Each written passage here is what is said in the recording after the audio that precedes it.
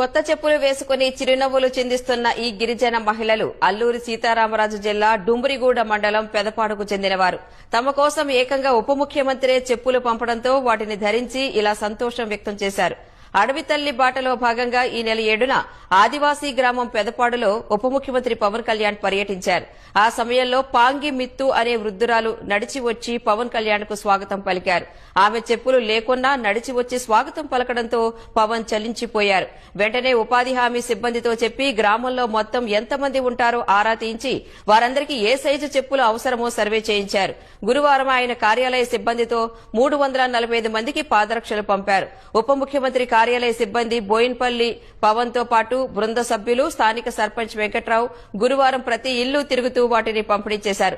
తమ కష్టం తెలుసుకుని చొరవ తీసుకుని తీర్చిన పవన్ కళ్యాణ్ కు గిరిజనులు కృతజ్ఞతలు తెలిపారు.